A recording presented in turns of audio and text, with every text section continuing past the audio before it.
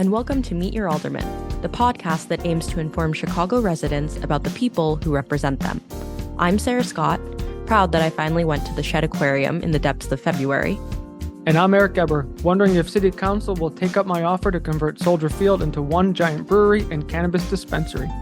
We got a chance to sit down with David Axelrod to discuss all things Chicago. David's connections to the city and the university run deep. He went to school here, started his journalism career here at the Tribune, and directed his first political campaigns for famous Illinois politicians like Paul Simon and Harold Washington.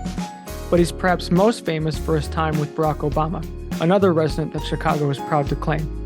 After a long and storied career that took David all the way from the local political scene to the height of national politics, he came back to the university to start the Institute of Politics, which just celebrated its 10-year anniversary. In addition to sharing anecdotes from his career and his trials as an undergraduate at the university, he also weighed in on the current state of the mayoral election. David's deep knowledge of and personal history with the political scene in Chicago is astounding and makes him a unique commentator on this election cycle. In particular, he gave his 2 cents on potential runoff candidates and the strengths of their campaigns. We hope you enjoyed this episode as much as we enjoyed recording it.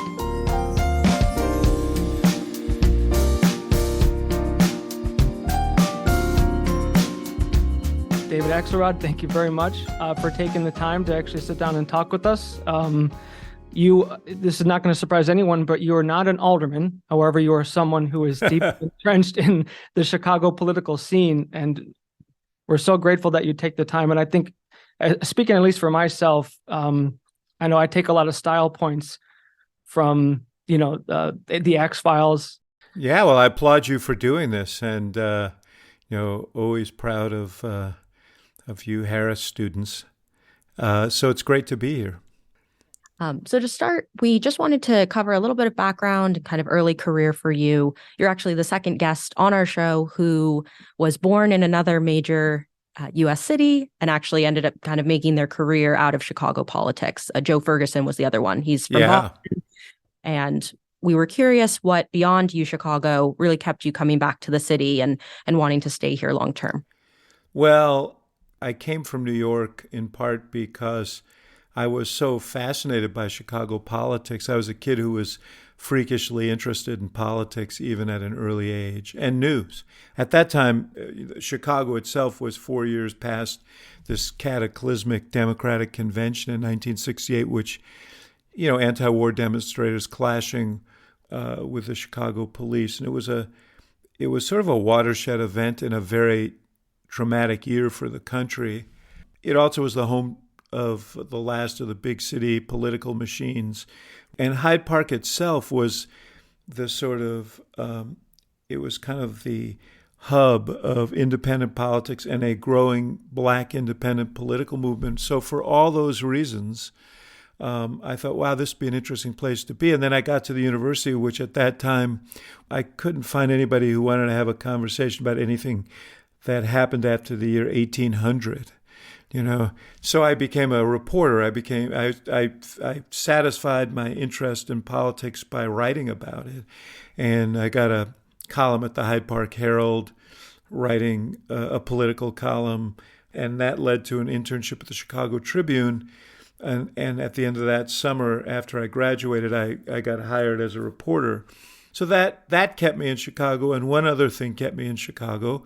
And that was I met a extraordinary woman whose father was on the faculty of the University of Chicago. She herself was would graduate from the business school, and she was a Chicagoan. So I fell in love with her, and I fell in love with the city. It's been a lifelong love affair with both.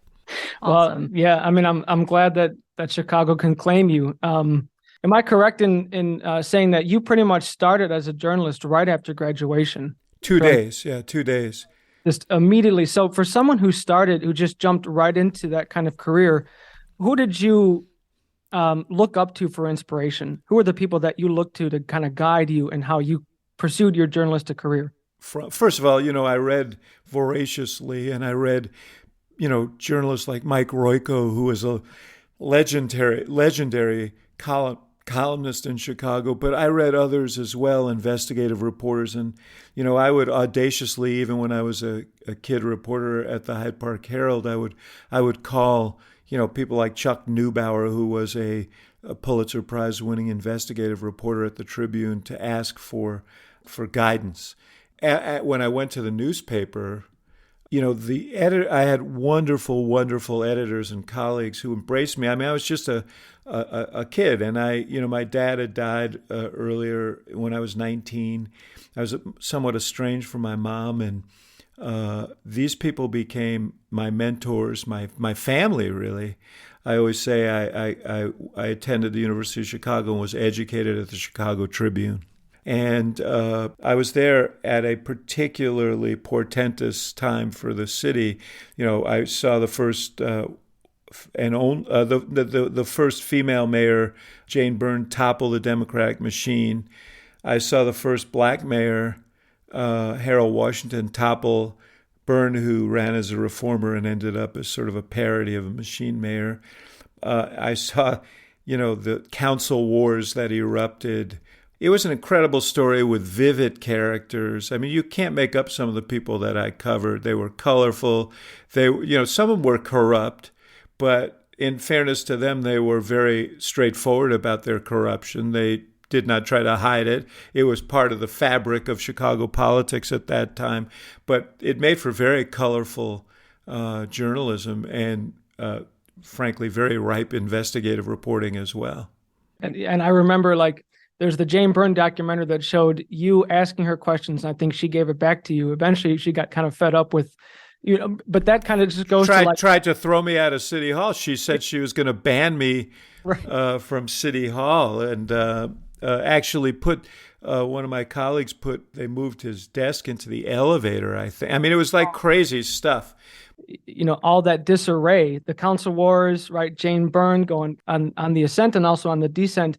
What then led you to pursue a career in campaign advising?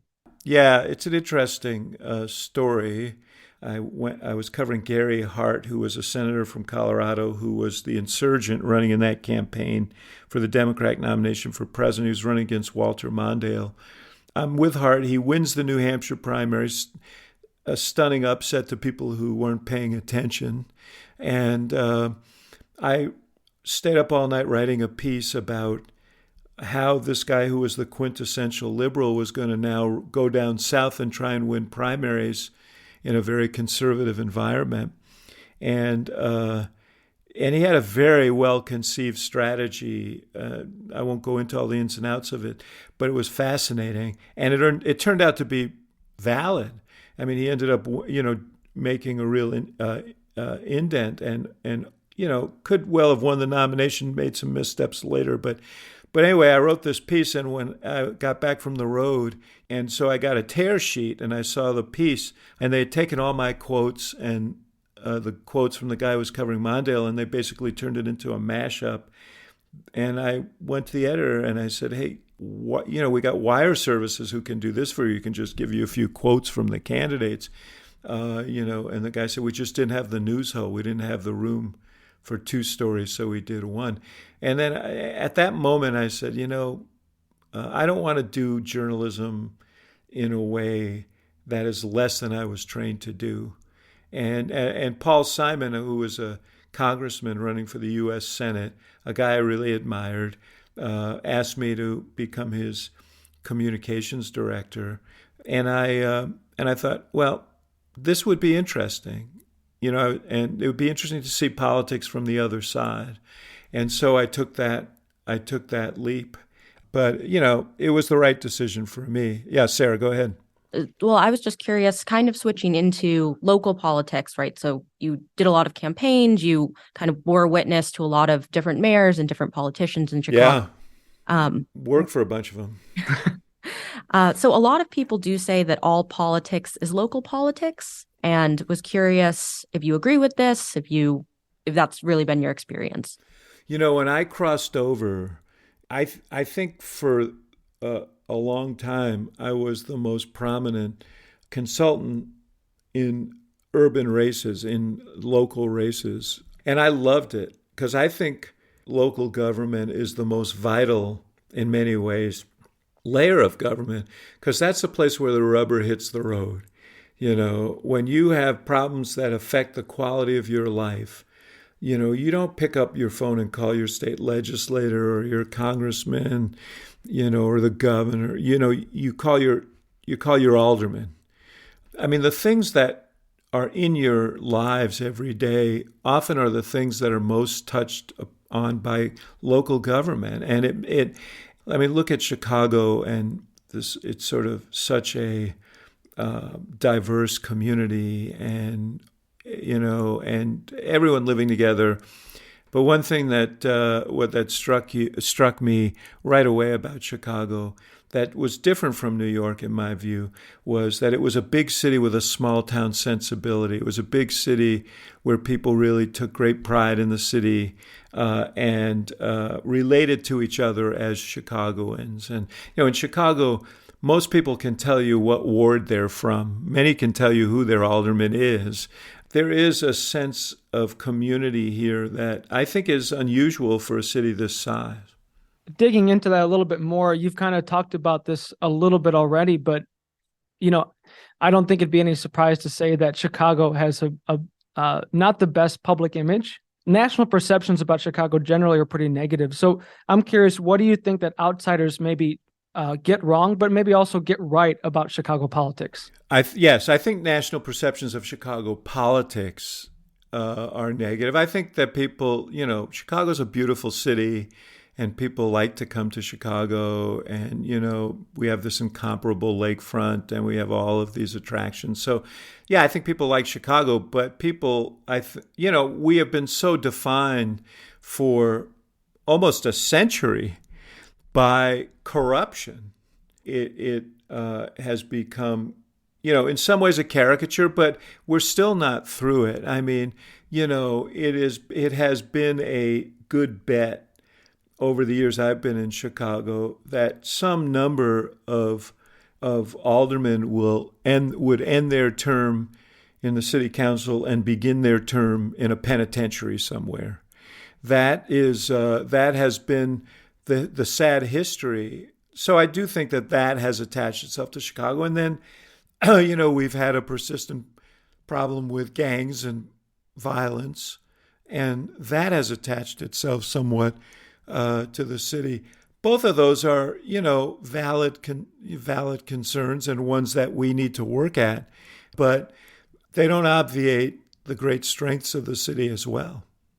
And so a quick aside here, the way that government in Chicago used to work was by machine rules. And, I think machine is going to be on the lips of many commentators for a long, long time. I'm curious, though, your opinion. Do you think that the machine still exists, or is it dead and we're just feeling the after effects of it? Well, to the degree that it exists, it's a creaky old Ford 77 Ford Galaxy with way too many miles on it.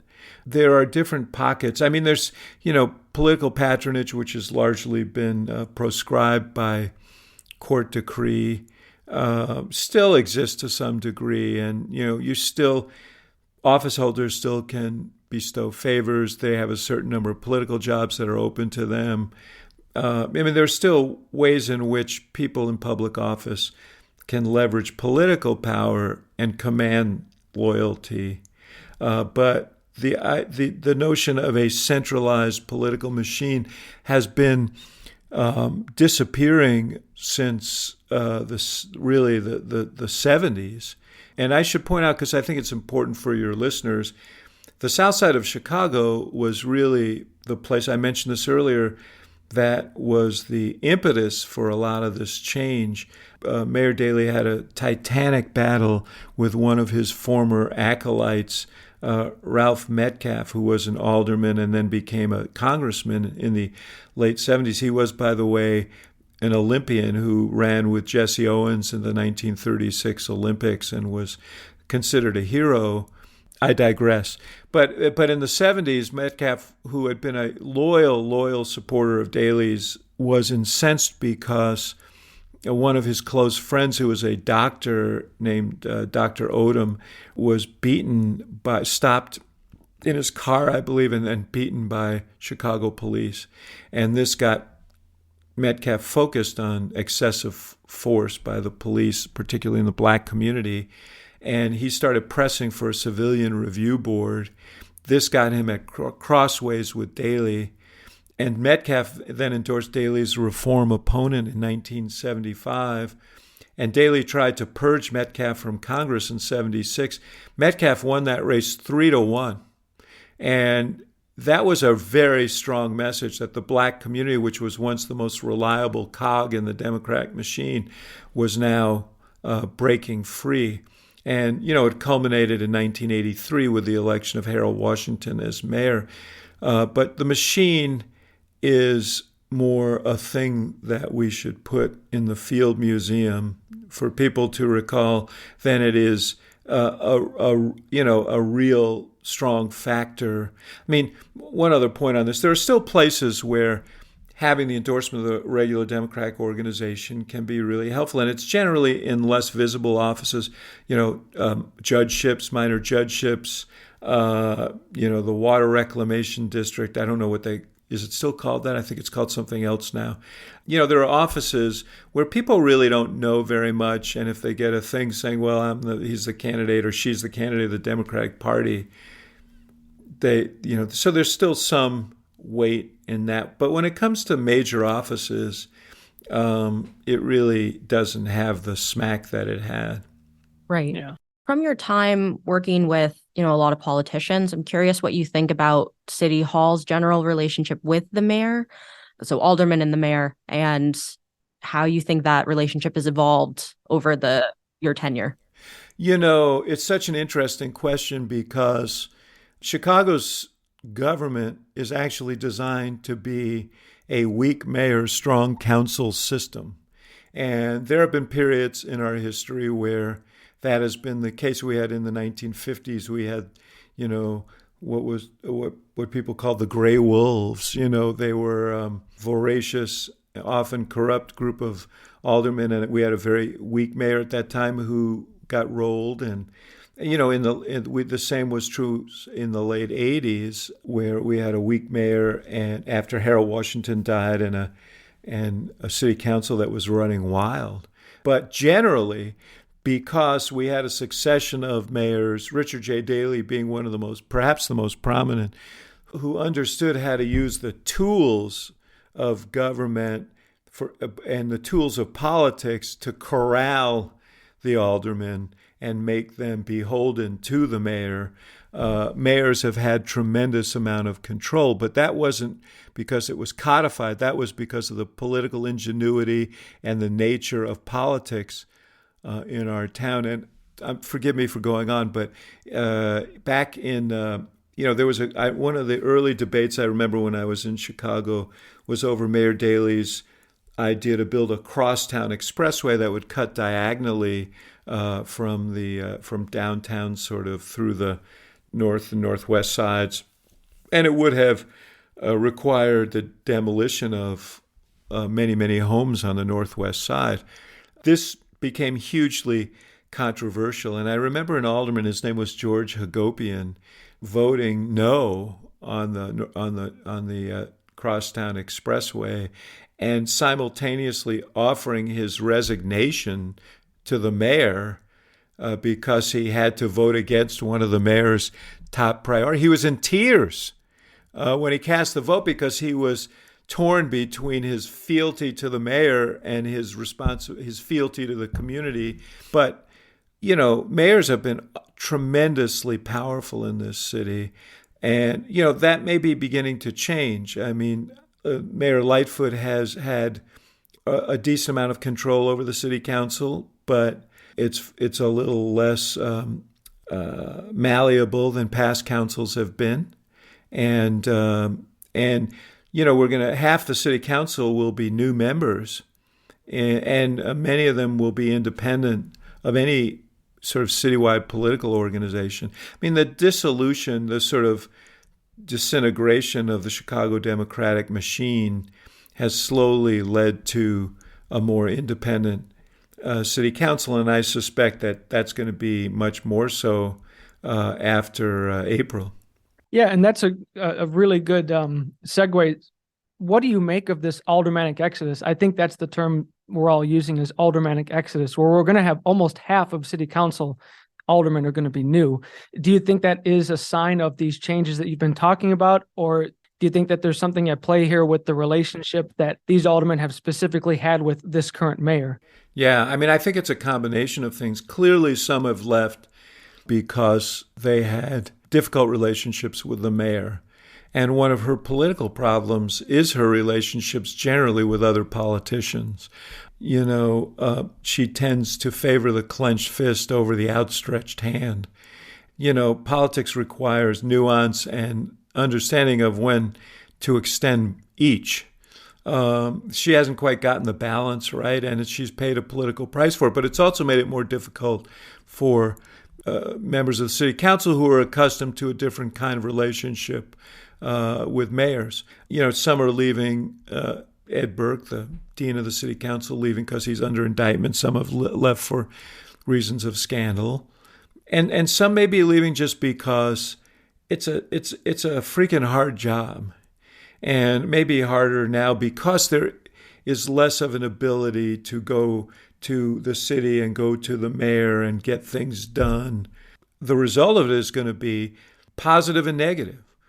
I think there'll be a lot of new energy in that city council, but a lot less experience, a lot less familiarity with the workings of government, a lot less of an inclination to compromise. I'm interested to see how it turns out. And for our city, I'm hoping that that we get the benefit of the first, which is that new energy, but that whoever the new members are come with an earnest desire to get stuff done and work together to get stuff done and learn about how government works and doesn't work. I think it's probably good for a lot of the mayoral candidates right now that the machine is not in session, because obviously a lot of them are coming from, some from locally, some would be really pretty new to politics. There will be ward organizations that will make a difference in this mayor's race. Watch Paul Vallis, for example. I would guess that a lot of the ward organizations on the northwest side, on the southwest side, some on the north side, will be out there hustling for him in this election. There may be some ward organizations who are working for Lori Lightfoot. There'll be some working for Chuy Garcia in the Hispanic community. It's like when the Soviet Union broke up. There are still nations that have some impact within their borders. And so some of these ward organizations, they're not as powerful as they once were, but they still have some influence. Do you have somebody who you think has a best chance of winning the race? It's obviously going to be a runoff. There's no one's going to win it in the first round. No one's going to come close to getting 50%. I think there are probably 4 candidates who have the best chance to get in the second round. I think Vallis will be in the second round, partly because you have 9 candidates. 7 are African American, 1 is Hispanic, and 1 is a white ethnic candidate. And there's no one competing with Vallis for his base. Traditionally these bases are really important. Vallis has no competition. I think he's going to run very strongly Northwest and Southwest, and he's going to run better than people expect in the Northwest side, and he'll get some Hispanic votes as well. So I think that Vallis, if you were going to bet on anything, you'd bet on him being in the race. And in fairness, he's run the most coherent race. He's running on one issue. His message is very clear. That one issue is the first, second, and third most important issue to people in Chicago, which is public safety. The question is, does the mayor make the runoff? That was my question. Yeah. Yeah. No, I mean, it would be really extraordinary for a Chicago mayor to miss the runoff. I don't think there's historical precedent for that. Polling that I've seen, her negatives are in the mid to high 50s. Her positives are her job approval is in the high 20s. Her very negative job approval is close to 50%. She is burdened in this race. She's a pugnacious, pugilistic, very, very smart person. She will fight to the end, and she may squeak in. But, the two other candidates who could get in are Brandon Johnson, who in some ways has created a lane for himself as the most progressive candidate in the race. And he's got the backing of the Chicago Teachers Union. And they're a little bit of a political machine of their own. It's funny. There was a reporter that I can't remember the publication. I think it was Crane's Business Chicago. And that's exactly what he said, was that, the old political machine in the Democratic Party is probably like mostly dead, but the new machine is kind of with unions. The CTU, yeah, they've been very politically active, and they've ensured that Johnson has been on television throughout this race. But more than that, they have great organizational assets, and so bringing people out, bringing his voters out, will be an asset to him. I think that he has pushed his way into that first tier of potentials. The other candidate, of course, is Chuy Garcia, who started off in a very strong position, but got on the air late. And the mayor, who I think feared him, spent a lot of money on negative ads trying to muddy Garcia up. And, there's another element here, which is that I know all of these people, and I know Chuy.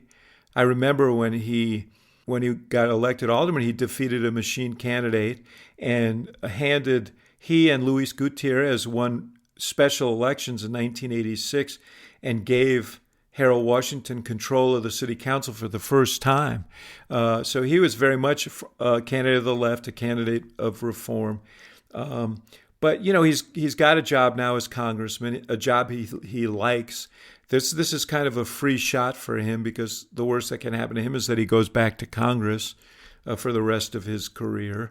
And there's a kind of a strange lackadaisical nature to that campaign. And I wonder if part of it is he feels less of a sense of urgency than some of the other candidates do. But still very much to me, a possible to get into the runoff. So I think it's going to be Vallis versus someone. Yeah. In the general election.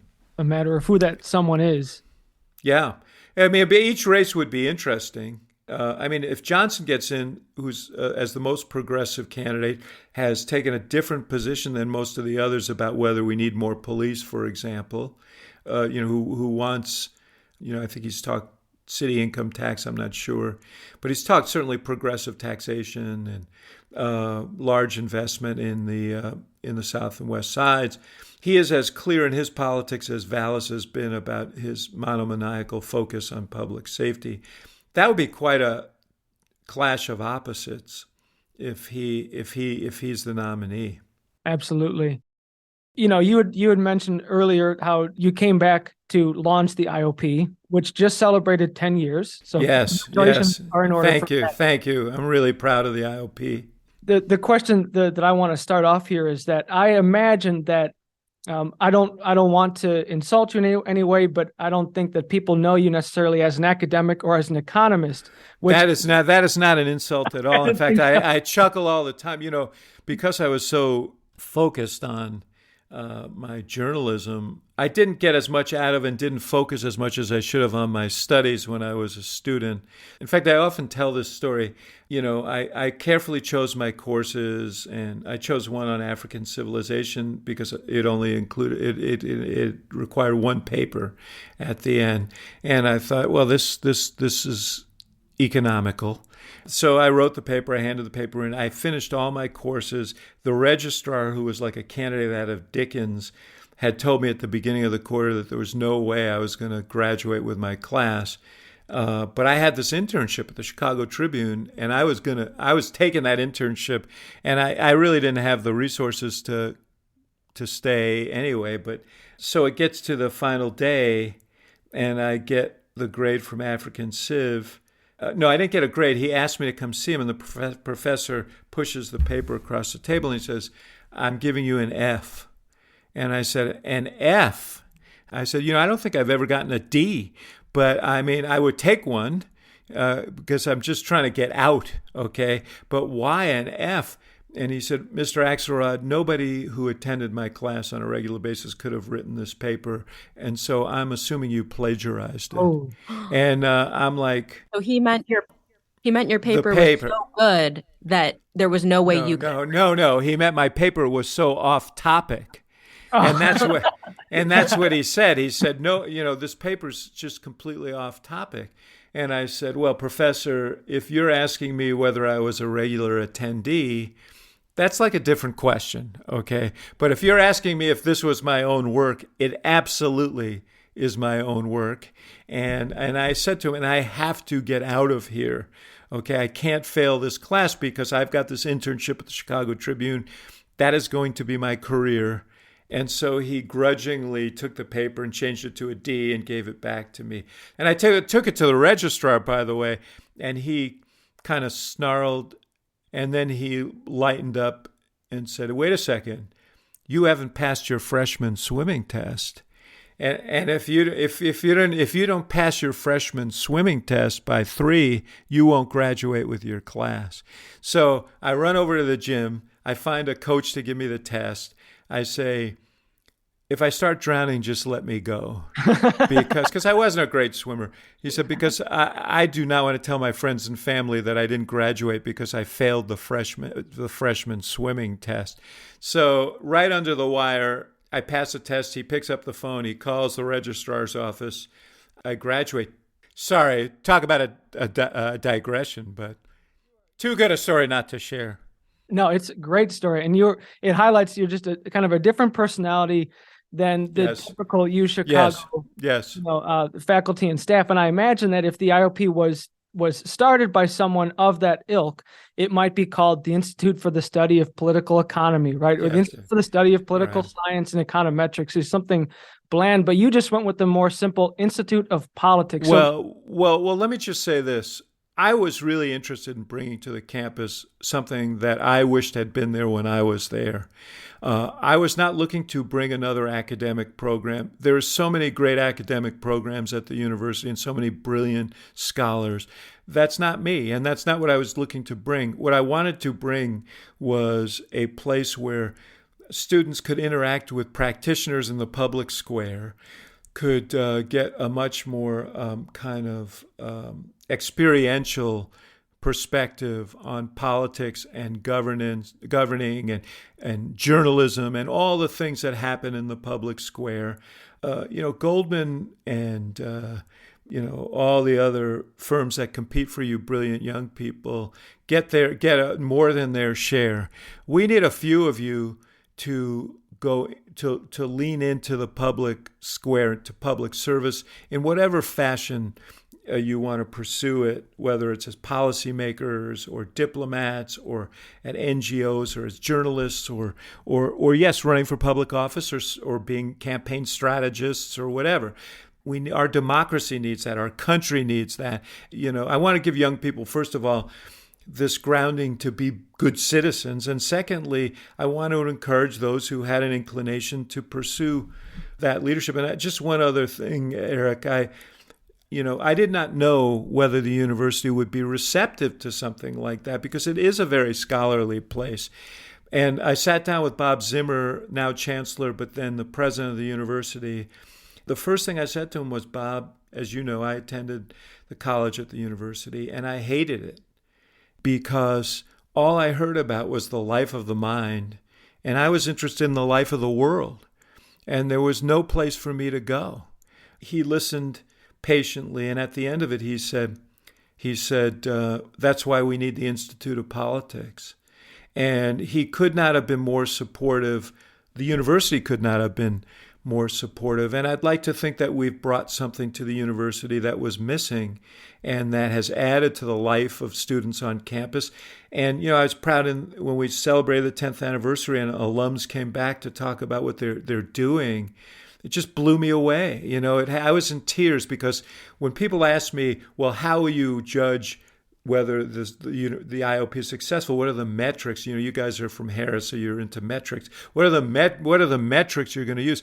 And I said, listen, the way I'm going to judge the success of the Institute of Politics is by what the young people who pass through our program do when they leave. Are there notable alumni or, some people that we should keep an eye on that have...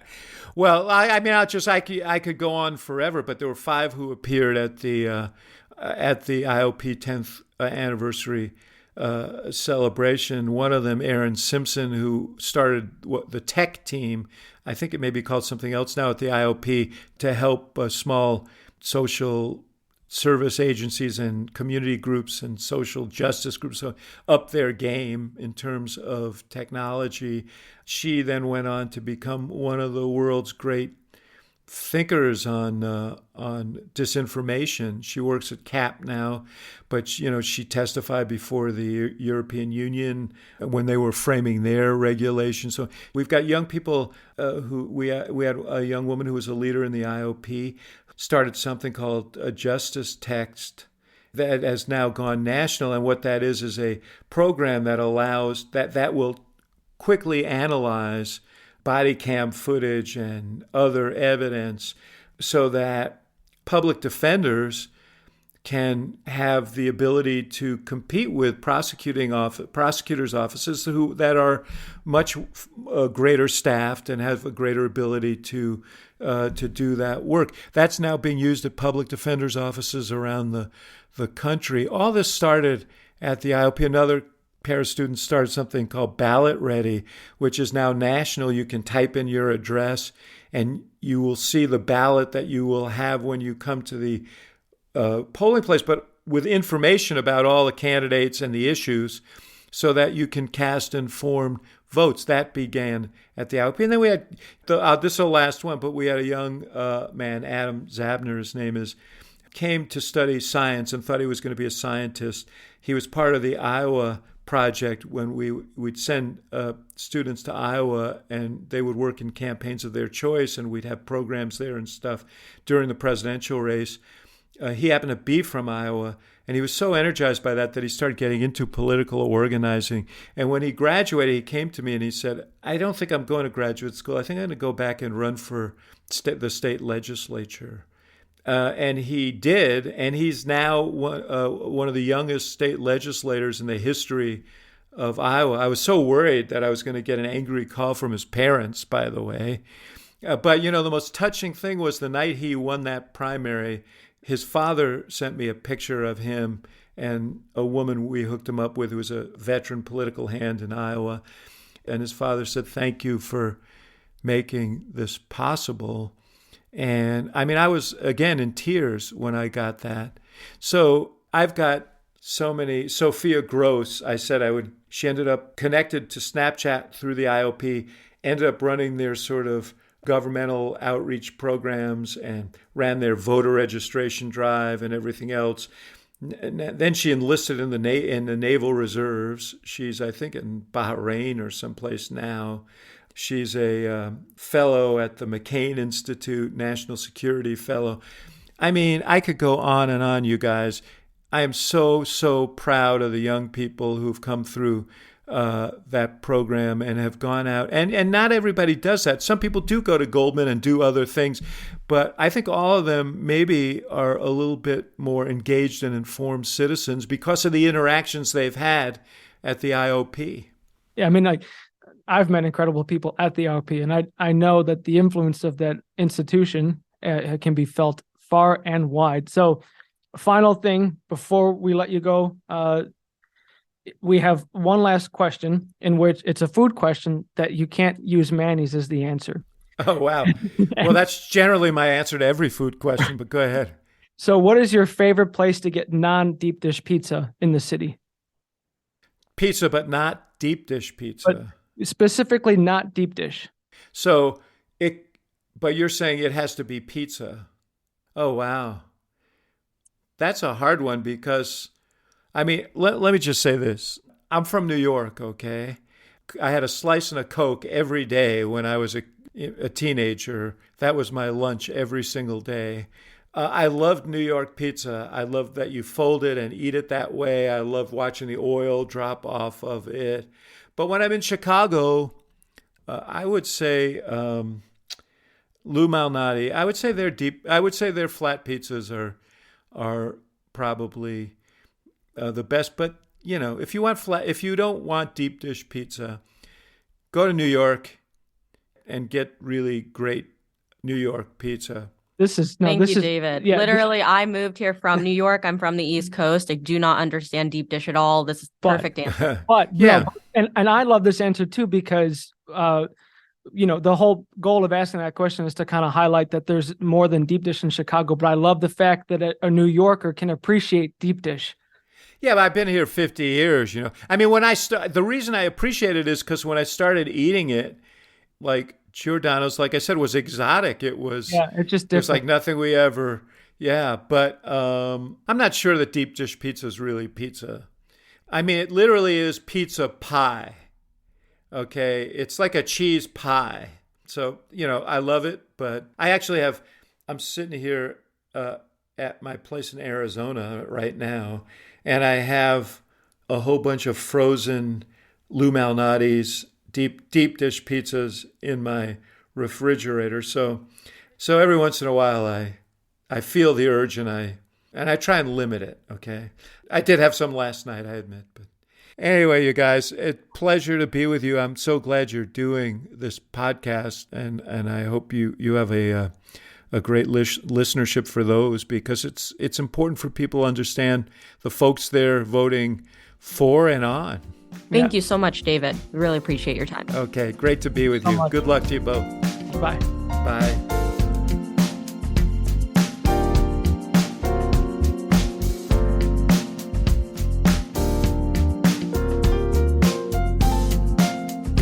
Thanks for listening. We were super excited to record and produce this one, and we hope you enjoyed it. If you like the show, please rate and review us and let your friends know. You can also follow us on Twitter by searching the podcast name or the handle Tweet Your Alderman.